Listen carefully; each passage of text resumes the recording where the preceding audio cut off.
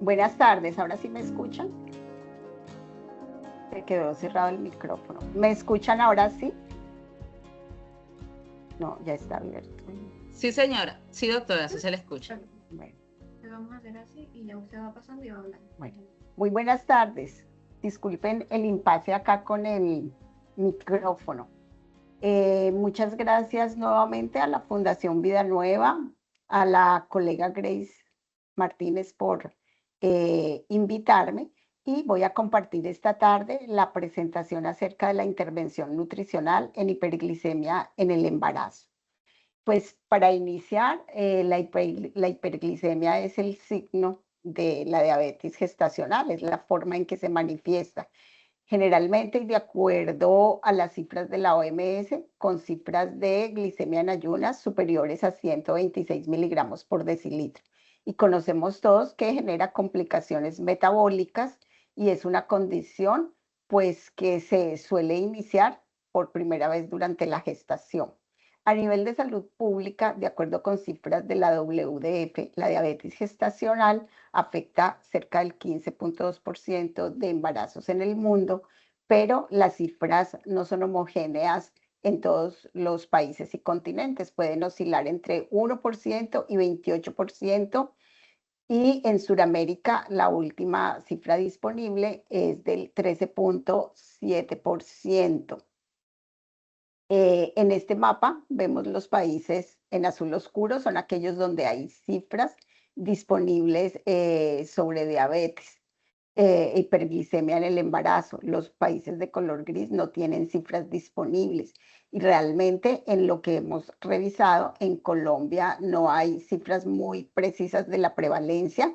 Tengo aquí un 8.7% obtenido de una revisión sistemática realizada con datos secundarios. Entonces puede que haya subregistro de esta información. Es muy importante anotar acá y dando inicio propiamente a la temática que la diabetes gestacional, que tiene como principal signo la hiperglicemia, se relaciona con factores no modificables y con factores modificables. Dentro de los factores no modificables están la edad superior a 45 años, los antecedentes familiares de diabetes, haber tenido diabetes gestacional previa, antecedentes de mortinatalidad, haber tenido niños con enfermedades congénitas, el síndrome de ovario poliquístico y la pertenencia a ciertos grupos étnicos. Pero hay algo que es el tema que nos ocupa y son los factores modificables. Dentro de los factores modificables se encuentran el sobrepeso y la obesidad, del cual estuvimos hablando ayer. La ganancia excesiva de peso gestacional, pues está independiente del estado nutricional, que sea sobrepeso u obesidad, el bajo nivel de actividad física, prácticas de estilo de vida nocivos como el tabaquismo y algo muy importante que son los patrones de alimentación y la calidad nutricional de la dieta, que está respaldada por evidencia científica, pueden estar asociados a la diabetes gestacional y de pronto les había comentado, hacen parte de un estudio que estoy abordando en mi trabajo de investigación doctoral. Estos factores generan desenlaces que traen complicaciones, pues el principal desenlace es la diabetes gestacional y las complicaciones para la mujer, la preeclampsia, la presencia de partos prematuros, cesárea, diabetes mellitus tipo 2. Y en los niños, bebés con macrosomía, pesos superiores a 4.000 gramos, el desarrollo de obesidad, hipertensión, resistencia a la insulina en la vida adulta. Y el tema de la programación metabólica que nos hablaban el día de ayer. Avanzando en el tema que nos ocupa y retomando también lo que hemos conversado en las gestantes con obesidad, también en aquellas que sospechemos presencia de diabetes gestacional o signos de hiperglicemia, pues vamos a hacer una evaluación nutricional muy completa que tiene como punto de partida hacer una historia clínica o anamnesis alimentaria bastante completa en cuanto a antecedentes médicos, hábitos alimentarios que nos permita identificar riesgos o condiciones asociadas a este embarazo con la presencia de hiperglicemia. Se debe profundizar muchísimo en el estilo de vida previo al embarazo, analizar la práctica de la actividad física, si se realiza o no, con qué frecuencia, con qué duración y con qué intensidad, identificar también las conductas sedentarias y, por supuesto, los factores emocionales que puedan afectar el control glicémico en el embarazo. Por su parte, desde el punto de vista nutricional, es muy importante analizar la dieta de las mujeres para identificar el balance energético, específicamente en términos de macronutrientes y de micronutrientes, no solamente centrándonos o en las calorías o en los carbohidratos, sino en la dieta vista como un todo, para poder también tener punto de partida para desarrollar la intervención o el plan alimentario apropiado.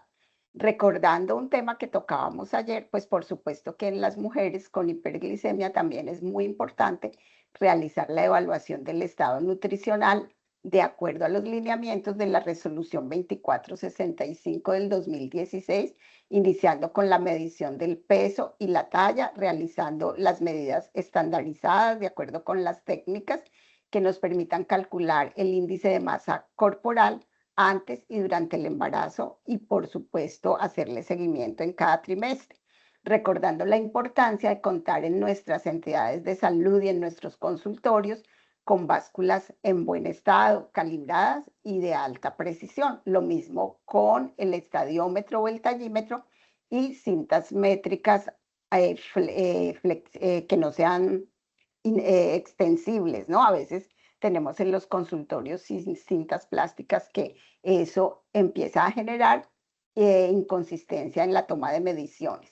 Entonces, el índice de masa corporal es un indicador importante porque se ha relacionado el índice elevado con resistencia a la insulina y las complicaciones obstétricas que ya yo mencionaba, y el índice de masa corporal bajo afecta el crecimiento fetal, ¿no? Hay un factor de riesgo que yo mencioné y es el sobrepeso y la obesidad. Sin embargo, puede haber presencia de hiperglicemia en estado nutricional normal desde el punto de vista antropométrico o hasta en deficiencia, porque recordemos que también hay un componente genético que puede influir. Es muy importante no solamente quedarnos en la medida de lo posible con el índice de masa corporal, sino evaluar algunos otros indicadores hasta donde sea posible de la masa magra y de la masa grasa. Para ello utilizamos el perímetro braquial. A veces utilizamos la circunferencia de la pantorrilla y la medición de pliegues cutáneos si tenemos la posibilidad para identificar a través de una ecuación el porcentaje de grasa. Es muy importante, como lo mencionaba anteriormente, monitorear la ganancia de peso para controlar cuánto peso va ganando la mujer en cada trimestre y prevenir la presencia de macrosomía fetal y ajustar los planes alimentarios a tiempo. Recordemos aquí incluyo las categorías del estado nutricional de acuerdo a la rejilla de Atala, que fue la referencia que acogió la resolución 2465 para utilizar en Colombia, de acuerdo con la cual se clasifica el estado nutricional en índice de masa para la edad gestacional, en bajo peso para la edad gestacional, índice de masa adecuado, sobrepeso y obesidad para la edad gestacional. Las semanas de gestación se calculan con base en la fecha de la última menstruación o en la ecografía. Recordando aquí que de acuerdo al IMC pregestacional posterior a la semana 5, vamos a calcular la ganancia de peso, digamos, proyectada. Cuando la gestante tiene bajo peso pregestacional, se proyecta que puede ganar entre 12 y máximo 18 kilos con una ganancia entre 400 y 600 gramos por semana. Cuando su estado es adecuado, entre 10 y 13 kilos con una ganancia de 330 a 430 gramos por semana. Cuando tiene sobrepeso, ya lo mencionábamos ayer, entre 10 y 7 kilogramos con una ganancia aproximada de 230 a 330 gramos por semana. Cuando tiene obesidad, de 5 a 7 kilos con una ganancia promedio por semana de 200 a 230 gramos. Es muy importante pues ser muy cuidadoso y muy preciso en la toma de estas medidas y sobre todo en el seguimiento. y educar a las madres para que ellas mismas vayan llevando su propio control o su propio registro. En cuanto a la evaluación bioquímica, pues ya hemos visto que hace parte de la evaluación del estado nutricional y nos permiten pues estar controlando el metabolismo glicémico. Es necesario estar controlando la glicemia en ayunas, realizar la prueba de tolerancia oral a la glucosa. Sabemos que la diabetes gestacional como tal se identifica por primera vez en el embarazo entre la semana 21 y 28 y pues contar con las cifras de la hemoglobina glicosilada. El perfil lipídico ya sabemos que pues permite evaluar hipercolesterolemia, hipertrigliceridemia y estos están asociados a mayor riesgo de preeclampsia y complicaciones cardiovasculares. En cuanto al estado de las reservas proteicas y el estado hematológico, pues medir la albúmina, la prealbúmina y el hemograma para identificar anemia y deficiencias en proteína. Y la función renal con la creatinina sérica, la relación albúmina-creatina para descartar nefropatías o problemas renales asociados al embarazo. Es muy importante, como mencionaba anteriormente, hacer una evaluación dietética detallada que permita al profesional identificar el consumo diario, semanal, horarios, porciones, ayunos prolongados para detectar patrones dietéticos o a veces prácticas que tienen las mujeres de hacer algún régimen alimentario de ayunos prolongados o otro tipo de prácticas. Realizar la frecuencia de consumo de alimentos para identificar consumo de azúcares simples, harinas refinadas y productos alimentarios ultraprocesados que puedan estar incidiendo en las cifras de glicemia. Evaluar también la cultura y los patrones de alimentación para identificar las prácticas saludables y factores culturales que puedan estar incidiendo en el patrón de alimentación. Hemos mencionado, se habló el día de ayer sobre la importancia de los aspectos psicosociales y emocionales como la ansiedad, la autoeficacia, o sea, que tanto la mujer se siente capaz de seguir las recomendaciones, algo que hemos llamado también la alfabetización alimentaria, o sea, que tanto conocimiento previo tiene sobre la nutrición. A veces los profesionales nos centramos en lo que nosotros ya conocemos y muchas veces nuestros pacientes o nuestras comunidades no conocen todos los tipos de alimento, toda la clasificación. Entonces es muy importante indagar sobre estos aspectos que estoy mencionando para conocer qué sabe la mujer, cómo lo practica, cuál es su cultura y de acuerdo con ello adaptar nuestras recomendaciones o nuestra intervención. En cuanto al plan de alimentación, es importante anotar algunos principios claves. Es que nuestros objetivos es lograr la normoglucemia, evitar picos postprandiales y asegurar el crecimiento fetal adecuado. De igual manera, hay algo que vamos a ir detallando a medida que progreso en mi presentación, pues incluir preferiblemente carbohidratos complejos, proteínas magras, bajas en grasas saturadas, incluir grasas saludables, ¿cierto? Con ácidos grasos omega 3 y omega 6 y por supuesto el consumo de fibra para lograr un menor índice glicémico. Es muy importante, se han hecho muchos estudios sobre cuáles tipos de dietas pueden ser los más adecuados para controlar la glicemia. Y lo que los estudios han mostrado es que uno de los patrones más acertados es la dieta mediterránea, ¿cierto?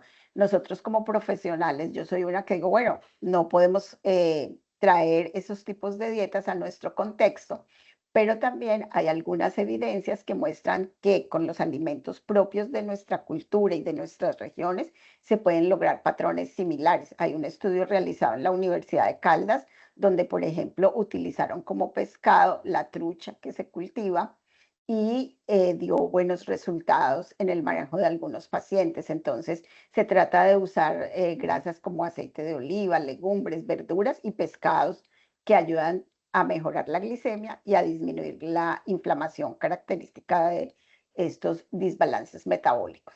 Y por supuesto, es muy importante estar monitoreando y acompañando a las pacientes a través de la educación y la consejería nutricional.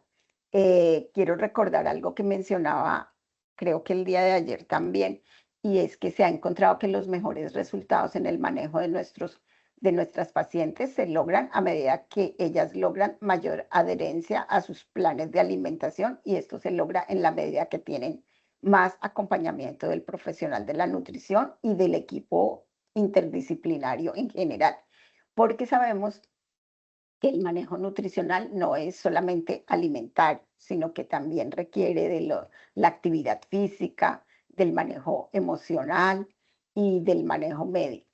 Entonces, yendo ya un poco hacia la parte de los nutrientes, las proteínas deben representar alrededor del 15 o el 20%, favoreciendo proteínas de alto valor biológico que están pues precisamente en todo lo que son las carnes magras.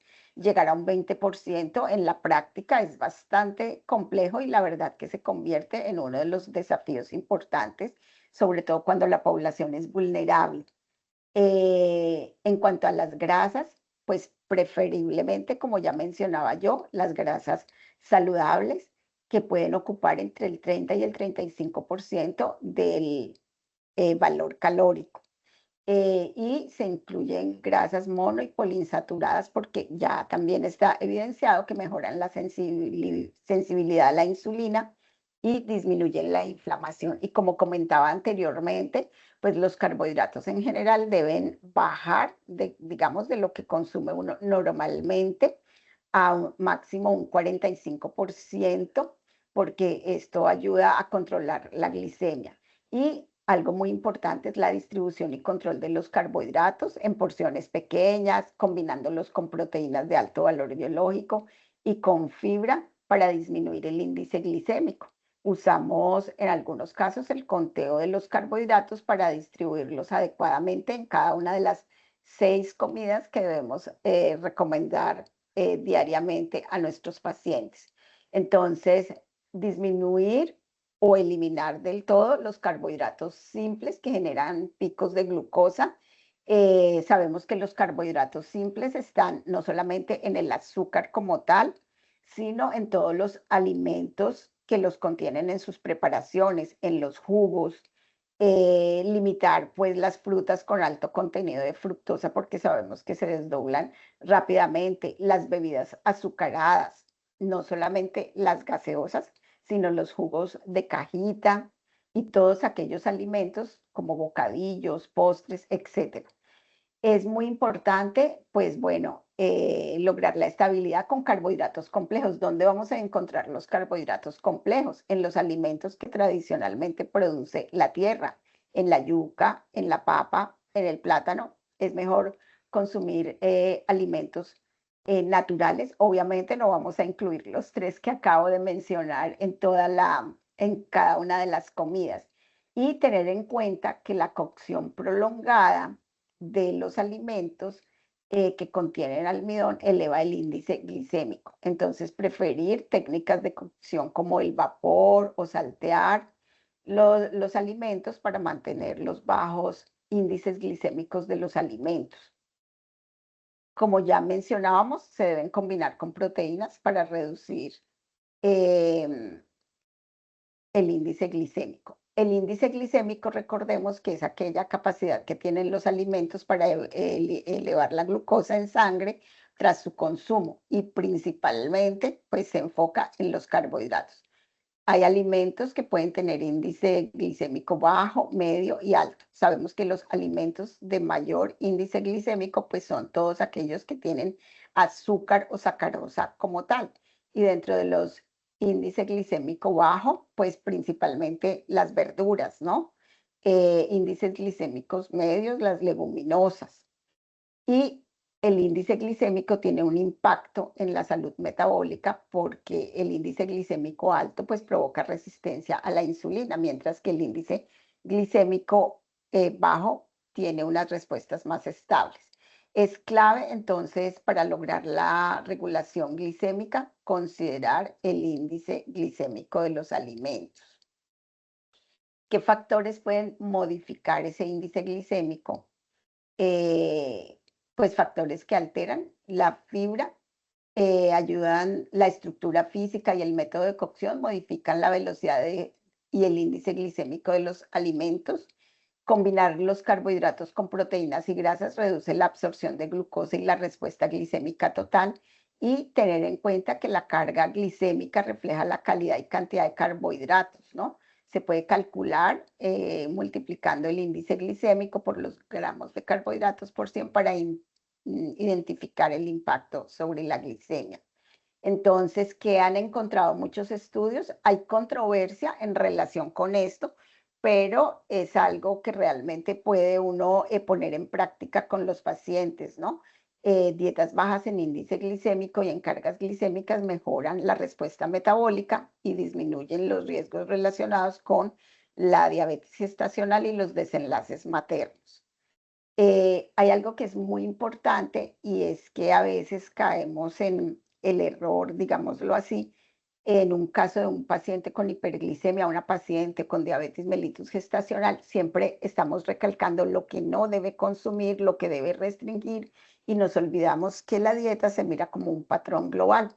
Entonces es muy importante recalcar y reconocer, ayudar a identificar a la mujer aquellos hábitos que puede potenciar como saludables, tales como la ingesta de verduras frescas, de frutas en cantidades moderadas y preferiblemente enteras y prefiriendo aquellas que son bajas en azúcar, ¿cierto? Hay unas bastante altas en azúcar como el zapote, ciertos tipos de manzanas son bastante dulces, el banano es una fruta bastante dulce. Dentro de las verduras, recordemos que las de mayor contenido de azúcar está la remolacha.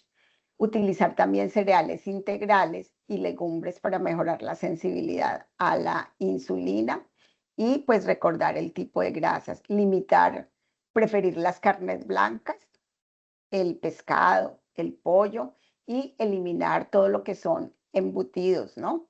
Y carnes bastante altas en grasas y omitir las preparaciones fritas y el consumo de alimentos ultraprocesados, que son aquellos altos en grasas insaturadas, en sodio y en azúcares, ¿cierto? Entonces, quiero insistir en que son alimentos ultraprocesados, no mínimamente procesados. Recordemos que hay una clasificación de estos alimentos. Un alimento mínimamente procesado puede ser una arepa, un pan, que no se van a eliminar, sino a moderar la cantidad. Entonces, es muy importante un patrón dietético que sea saludable, que tenga los principios básicos que nosotros conocemos, ser una dieta completa, equilibrada, suficiente y adecuada. Y quiero comentar acerca de la fibra. Entonces tenemos la fibra soluble. La fibra soluble es aquella que se encuentra, por ejemplo, en la avena, por ejemplo, en las semillas de chía, que ayuda a mejorar el control glicémico y retrasa la absorción de carbohidratos. Muy importante acá tener en cuenta los antioxidantes como las antocianinas y otros polifenoles que se encuentran en los frutos rojos como los arándanos, las moras, las uvas negras. También se encuentra en algunos vegetales como la cebolla, la espinaca, el brócoli, la col morada, en el té verde, en el té negro, en el chocolate amargo, en algunas legumbres, en frutos secos como las semillas y en cereales integrales. Esto por su capacidad antioxidante. Tienen efectos antiinflamatorios y reducen el riesgo en la diabetes gestacional. Y bueno,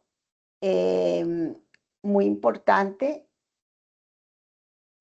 tener en cuenta que entonces el manejo nutricional de la mujer gestante es esencial para la prevención y el tratamiento de la diabetes gestacional porque contribuye a lograr las adaptaciones fisiológicas y metabólicas como la resistencia a la insulina y los antecedentes nutricionales.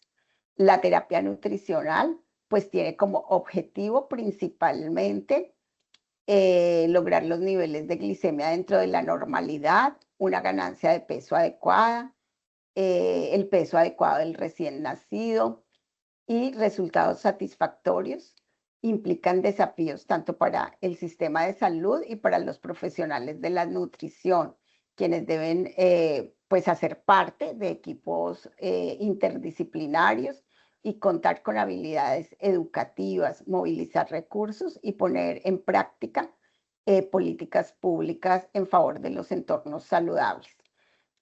Muy importante, quiero destacar aquí, no me extendí mucho en la parte de la educación alimentaria, que es muy importante el tema de la consejería nutricional, los talleres grupales.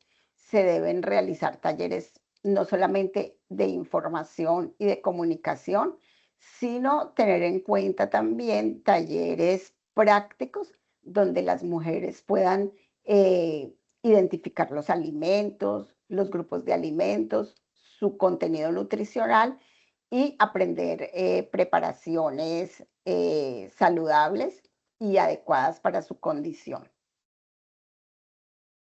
Bueno, eso era todo lo que yo quería compartir. No sé si por aquí tienen preguntas. Doc, excelente su intervención, realmente muy completa, muy pertinente para el manejo de la hiperglucemia en el embarazo desde el componente nutricional. Aquí el público nos hace ciertas preguntas relacionadas al índice glicémico. Vamos a dar con la primera. Laura Alejandra Zavala Cárcamo. Buenas tardes. Las guías actuales ADA 2026 no recomiendan restringir frutas por índice glucémico en el embarazo. Se prioriza el patrón alimentario completo y el control de porciones. No prohíben ninguna fruta. Lo mismo pasa con la remolacha. El índice glicémico se mide con 50 gramos de carbohidratos del alimento, algo que en remolacha implicaría comer una cantidad muy grande. En una comida normal sería una porción muy baja de carbohidratos. Bueno, sobre el comentario que hace la persona, pues realmente no solamente sobre el índice glicémico, sino sobre la composición de la dieta en general, pues hay muchas controversias, ¿no? Y considero válida su apreciación. De todas maneras, también hay estudios que han demostrado, bueno, como ella misma lo dice, en cantidades excesivas, ¿no? Y el uso, pues, de las frutas en jugo, que es bastante, ya sabemos, se desdobla, pues, la fructosa. Y considero también que este tipo de recomendaciones pueden ser aplicables también de manera individualizada tomando en cuenta que cada persona responde de manera diferente al tratamiento.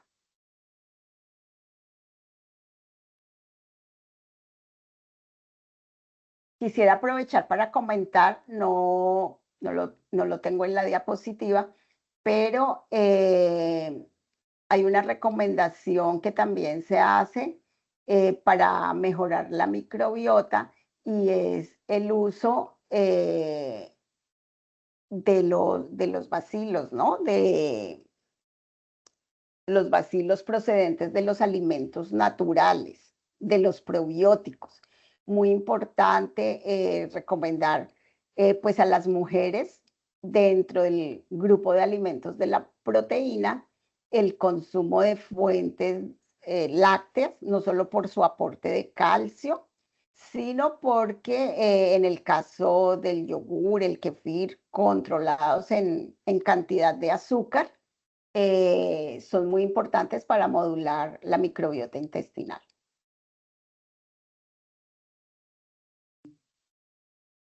Sí, efectivamente, Doc. Y complementando un poco su intervención, al igual que las colegas, pues como se menciona inicialmente por las diferentes guías, en el plan alimentario establecido por las mujeres gestantes, pues no hay que realizar ningún tipo de restricción en ningún tipo de alimentos mayormente, sino realizar o fortalecer la parte de consejería alimentaria. Con relación a la parte del índice glicémico, pues es importante de igual forma, muy a pesar de que la ADA especifique que no se debe realizar la restricción de ningún tipo de fruta, por la parte del índice glicémico, es importante que la mujer tenga conocimiento que realmente el índice glicémico puede interferir un poco en la asimilación de la glucosa. Entonces, en este sentido, también son herramientas a nivel de educación que la mujer debe tener en cuenta para poder realizar un mejor control de estos estados. También tener en cuenta con relación a la parte cultural y la parte que dice la compañera Alejandra, que sería algo que en remolacha implicaría comer una cantidad muy grande. Bueno, frutas enteras, absolutamente todas, la porción correcta. Aquí es importante mencionar las nuevas guías alimentarias basadas en alimentos que salieron el año pasado. Aquí digamos que se estratifica más que todo a nivel cultural. Entonces, las guías, digamos que mencionan en la ADA, también a nivel del Ministerio de Salud, las nuevas guías, mencionan que no se debe hacer ningún tipo de restricción y con estas nuevas guías alimentarias basadas en alimentos podemos fortalecer esta alimentación que sea propiamente adaptada a la parte cultural. Es más, para que también tengan en cuenta los nutricionistas que estamos aquí, que nos encontramos aquí, estas GABAs se muestran por platos a nivel regionales. Entonces, con relación a estos platos a nivel regionales, podemos realmente sectorizar a nivel regional cuáles son las frutas, las proteínas, los carbohidratos propios de cada región para poder realizar educación alimentaria con base a ello y poder, digamos que diferenciar cuáles serían esos carbohidratos a nivel simples, a nivel complejos y también tener en cuenta factores importantes que muy a pesar que no se debe hacer restricción de ninguna fruta, es importante que la mujer pueda conocer el impacto del índice glicémico de estos alimentos. Pero exactamente así es, profesor. Sí, yo quiero de pronto devolverme acá un poquito, que no quise profundizar pensando en el tiempo y con lo que dice la colega Grace, insistir en algo que es muy importante, que es una tendencia que lo trae la nueva guía alimentaria, de la cual no quise profundizar mucho porque está en proceso de implementación, y es la importancia de la nutrición personalizada y de adaptar las recomendaciones nutricionales al contexto. Eh, yo dije que debíamos hacer una historia alimentaria y nutricional bastante completa, en donde nosotros tengamos no solo la parte alimentaria y nutricional, sino todos los factores sociales, los antecedentes de salud, porque es muy importante identificar cómo ese contexto social, cultural, psicológico está condicionando las conductas, los comportamientos, las costumbres, lo que la mujer come, ¿sí? Entonces, en el trabajo que yo he venido realizando, estoy trabajando patrones alimentarios. Habitualmente los nutricionistas estamos acostumbrados a hacer nuestras anamnesis alimentarias con frecuencias de consumo de alimentos y en el mejor de los casos con recordatorios de 24 horas, que casi no se hacen por las limitaciones tecnológicas o si se hacen, no se llegan a evaluar el aporte nutricional. Digamos, yo lo que propongo en el trabajo que estoy haciendo es poder identificar patrones alimentarios y en el caso mío, que he tenido la oportunidad de hacer investigación previa, generalmente nosotros tomamos los formatos de frecuencia de consumo de alimentos y lo que hacemos es como una relación de los resultados en tablas de frecuencias, pero no tenemos como globalizado un patrón como tal. Entonces, los patrones de alimentación son ese conjunto de alimentos que pueden caracterizar a una persona o a un grupo de población específicamente y que nos va a permitir caracterizar sus costumbres y poder reorientar, ¿cierto? O dar intervenciones, digamos que un poco más acertadas. Hoy en día se estandariza mucho la intervención nutricional. Y sobre esto hay bastante evidencia científica. Yo aquí en la letra menudita tengo algunas. Se viene tomando, digamos, fuerza. Un tema, digamos que emergente y se está investigando mucho sobre esa parte. Y el otro tema, la calidad nutricional de la dieta, vista no únicamente con cuál es el porcentaje de adecuación de las calorías, de las proteínas, de las grasas, de los carbohidratos, sino también cómo a través de indicadores yo puedo sintetizar cómo es la calidad de la dieta de las mujeres. Resulta que sobre indicadores de calidad de la dieta hay bastante evidencia y hay varios indicadores dirigidos a la población en general a nivel mundial. Uno de los estándares es el de la dieta mediterránea, eh, pero en un estudio que precisamente se hizo aquí en Colombia en la Universidad Javeriana, una revisión sistemática, se encontró que en Colombia, pues primero no hay indicadores de calidad de la dieta y en mujeres gestantes hay menos, hay en otros países. Entonces, la idea es poder identificar algún tipo de indicador que nos permita, bueno, decir cómo es la calidad de la dieta en las mujeres. Tengo algunas pruebas pilotos ya realizadas, y estamos trabajando también en la idea de proponer nosotros un indicador que sea local. Entonces, todo lo que sea local, por eso también las guías alimentarias tienen ese enfoque, el de sistemas alimentarios, el de territorialización, porque la idea es basarnos en los diagnósticos propios de cada persona y de cada región. Grace, no sé si E- tengas algo más para comentar. Efectivamente, bueno, también el señor Pedro Pablo pregunta, bueno, más que todo realiza como un tipo de intervención. Si bien el estudio chino, un nombre relacionado a la Asociación Gestacional de Diabetes Mellitus y la perspectiva con un estudio de corte, encontró que una mayor ingesta de fruta fresca efectivamente se asociaba a menor riesgo de diabetes mellitus gestacional. Pero dentro de ese consumo, privilegiar frutas de bajo índice glicémico se asociaba a un menor riesgo que consumir frutas de alto índice glicémico como tal.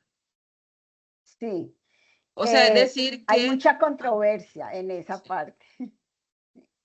sí, efectivamente, digamos que las asociaciones como la ADA pueden, digamos que, emitir recomendaciones de carácter general que vayan dirigidas a toda la población.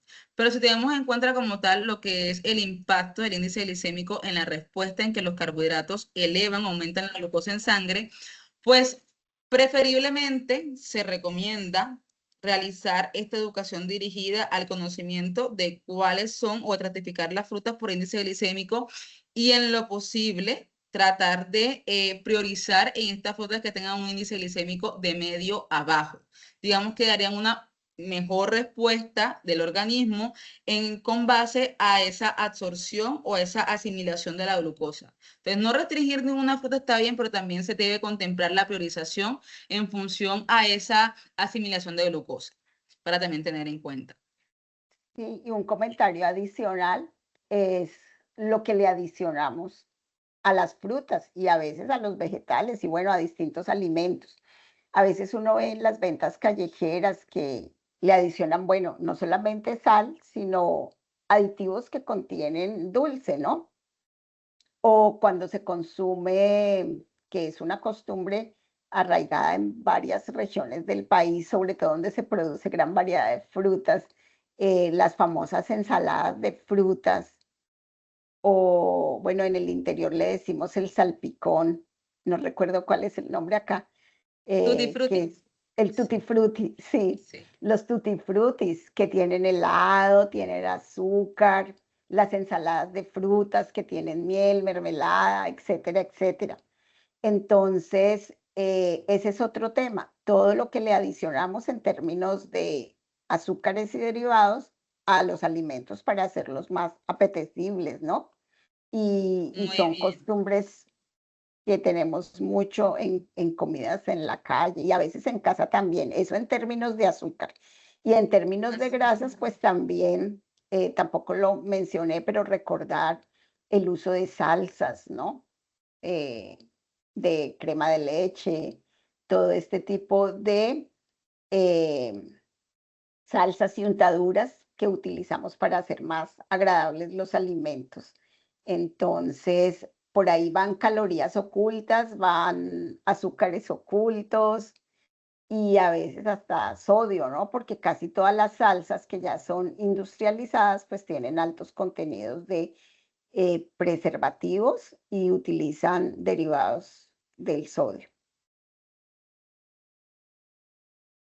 Otro Sí, tema que no se así es. tocó acá, pero lo Pero, tenemos por ahí, creo que está en el protocolo, es el tema de los edulcorantes. Eh, el tema de los edulcorantes no debería ser lo más indicado. Lo más indicado debería de ser que todos, digamos, el apetito por lo dulce es algo que aprendemos. Y aprendemos desde que nos dan la alimentación complementaria. Por eso a los bebés en su alimentación complementaria, si uno no les diera dulce, no pasaría nada. Entonces, es difícil acostumbrarse cuando toda la vida hemos dependido de un sabor dulce para quedar satisfechos. Aprender a comer sin dulce sería el ideal. Muchos de los así es. edulcorantes artificiales finalmente en sus vías metabólicas también terminan desdoblados en glucosa. Entonces, el ideal sería no usarlos. Si se usan, que sean pues muy temporalmente mientras vamos acostumbrándonos a ese sabor sin dulce. Profe, teniendo en cuenta que ya casi se nos acaba el tiempo, vamos a dar a estos últimos 2 minutos que nos quedan a responder la Sí. última pregunta, que mencionan, ¿qué recomendaciones darías para controlar los antojos durante el embarazo sin afectar la glucosa? Tener en cuenta que nos quedan 2 minutos para poder finalizar la intervención, para poder responderla. Ay, bueno, Muchas ahí gracias. sí hay técnicas como, bueno, primero controlar las cantidades del antojo y pues en lo posible que el antojo no sea algo dulce, ¿no? De pronto ahí sí sustituir por semillas, por frutos secos, por frutas de aquellas que no tengan tanta cantidad de azúcar. Es lo que yo recomendaría. No sé, ¿tú qué piensas, Grace? Y controlar los antojos, no sé, Así es. controlar en el sentido de que no sea, Bueno, bueno, todos los días algo voluminoso, grande y preciso me así antojo de es. lo dulce. Efectivamente, Entonces, bueno, sí. Sí, no, no, sí, profe, tomando en cuenta ya también la parte del tiempo y para complementar su respuesta que fue muy acertada, también digamos que en el manejo de los antojos, estos más que todo se podrían alterar cuando realmente no hay una disposición clara de los tiempos de comida. Entonces, en función a esto, la consejería nutricional importa muchísimo en que la mujer sea consciente de que hay unos tiempos para alimentarnos que se deben tratar de respetar. En lo posible, pues se pueden dar los antojos porque es algo mucho más emocional. Sin embargo, si la mujer como tal tiene la disposición de sus tiempos, que serían los 3 tiempos fuertes de comida y los 2 tiempos de meriendas, en esas meriendas podríamos incluir, y es algo que me gusta mucho en los pacientes, aparte de las frutas. Sabemos que las frutas, en su componente más sencillo, presentan fructosa. Y esta fructosa puede dar esa sensación, ese dulzor natural. Entonces, en este sentido, en estas herramientas como son las frutas, también alimentos que presentan un índice glicémico muy bajo y una respuesta muy baja de carbohidratos como las gelatinas, sin azúcar. Son, digamos, que elementos que puedan funcionar perfectamente en una merienda que pueden ayudar a que la mujer pues también presente una respuesta muy baja de glucosa en estos tiempos de comida. También tener en cuenta que estas meriendas también sean con frutos secos, que también tienen un aporte de grasas y hay que tener en cuenta que estas grasas presentan una respuesta de saciedad a mediano y largo plazo. Y en este sentido, pues van a propiciar que estos valores de glucosa no se alteren tanto en este proceso de digestión. Y que la profesora mencione en su intervención que cuando consumimos los alimentos es importante tener esa emulsión de proteínas, grasas dentro de los carbohidratos, ya que cuando se hace emulsión entre los carbohidratos, las grasas y las proteínas, van a hacer que esa asimilación de los carbohidratos sea mucho menor y que pueda mantener los picos de glucosa un poco más estables que consumir un carbohidrato simplemente sin ningún tipo de acompañamiento a nivel proteico o de ácidos grasos. Entonces, más que todo sería esto. Digamos que ya casi se nos acaba el tiempo, pero muchísimas gracias por su intervención, profesora. Y de verdad me alegra mucho que el público se encuentre haciendo estas preguntas. Miren que, por ejemplo, ya nos dio el espacio para hacer las 3 preguntas que teníamos contempladas para poder realizarlas a ustedes. Así que esperamos que también en la siguiente intervención, que es la actividad física, se mantengan activos, igual de activos, hagan estas preguntas para ir respondiéndolas al final de las intervenciones. ¿Algo más por agregar, profesora? No, darles las gracias a todos. Y bueno, lo que yo insisto es que hay muchas controversias frente a manejos nutricionales, frente a las guías. Estaba recordando aquí también que preparando esta presentación, en la mañana me encontré un artículo y es que la mayoría de guías pues siempre o proceden de América del Norte o proceden de Europa, y nosotros en Colombia estamos dentro de los países que carecemos de nuestras propias guías. Yo creo que es ir mirando cómo reaccionan y cómo responden nuestros pacientes al tratamiento. Por eso yo insisto, y parte de lo que estoy trabajando es estudiar los contextos locales, cómo influyen sobre la alimentación en este caso, de las mujeres embarazadas. Muchas gracias a todos ustedes. Cualquier inquietud, quedamos atentos.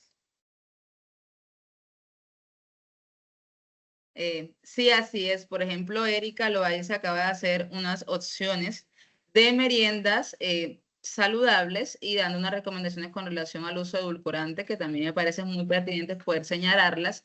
E incluso también hay ciertas estrategias como la gelatina sin sabor de carácter natural y poder realizar mezclas con frutas naturales que puedan también presentar una gelatina un poco más natural sin estos aditivos como edulcorantes o otro tipo de componente. Pero sí, o sea, de verdad me parecen muy pertinentes sus recomendaciones y ya vamos a dar inicio ahora al siguiente componente. Muchas gracias, profesora Milene. De verdad, una Con excelente mucho gusto. intervención. Listo. Bueno, ahora posteriormente damos paso a la dimensión de actividad física. Para ello, vamos